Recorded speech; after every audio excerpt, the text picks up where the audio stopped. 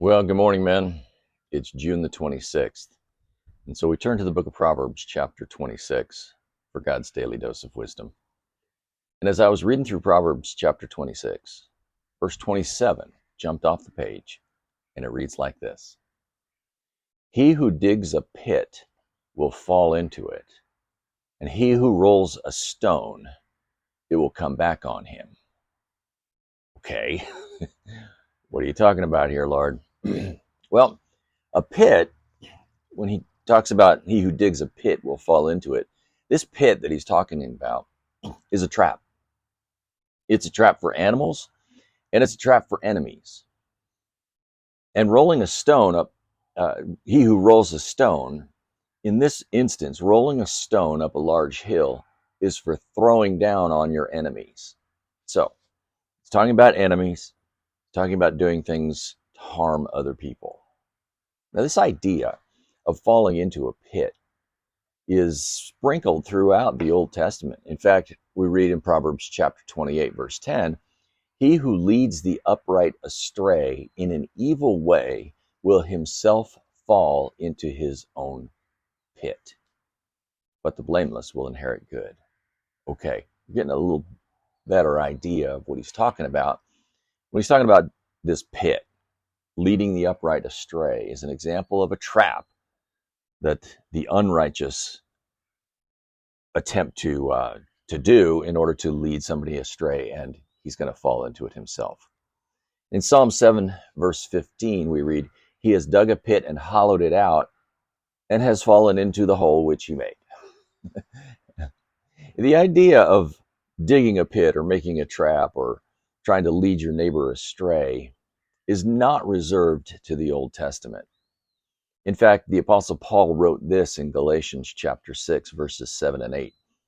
Do not be deceived. God is not mocked. For whatever a man sows, this he will also reap.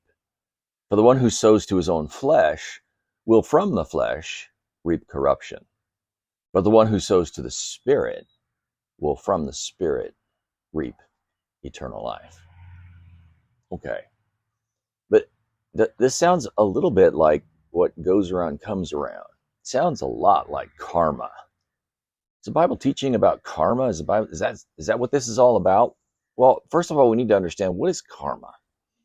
Well, karma is a concept that originated in ancient Indian religions, particularly Hinduism, Buddhism, and Jainism, with some sprinkles of Buddhism in there.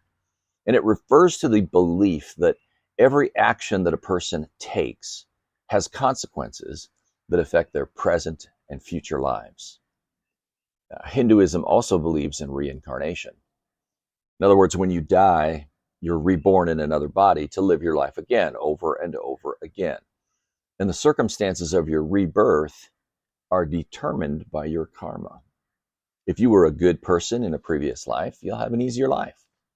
If you were not a good person, you'd be reborn in a difficult situation. In other words, you atone for your own sin over and over and over again.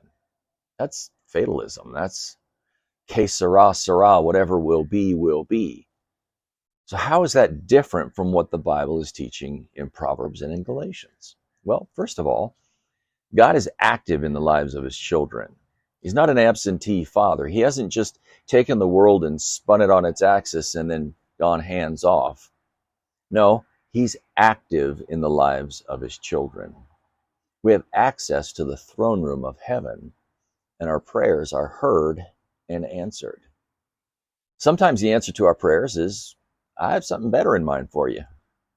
Sometimes it's, not now, be patient, just wait. And sometimes it's yes. He hears our prayers, and he intervenes in ways that are wonderful and mysterious.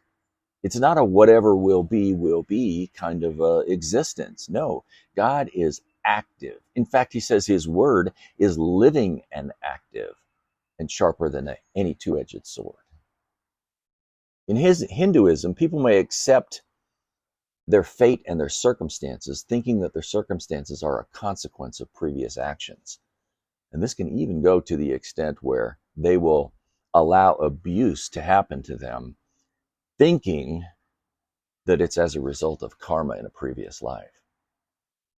In Hinduism, the good actions that I do may not be for any other reason than it's going to benefit me in the long run. And in that regard, it's a very self-focused practice.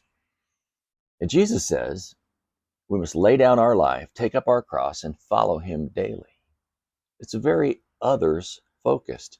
Our good actions flow out of us as a loving response to the sacrifice of Jesus on the cross. He took my sin and freed me from its power. How could I not respond in loving gratitude? The loving actions that we take to our neighbors, to our children, to our spouse, to the people around us, as a result of the love that God has poured into us. And in that regard, it's very others-focused. It's not fatalistic. It's not whatever will be, will be. God is living and active in our lives. My brothers and sisters, I love each and every one of you. And I pray that you go out and you make a difference in someone's life today. God bless you.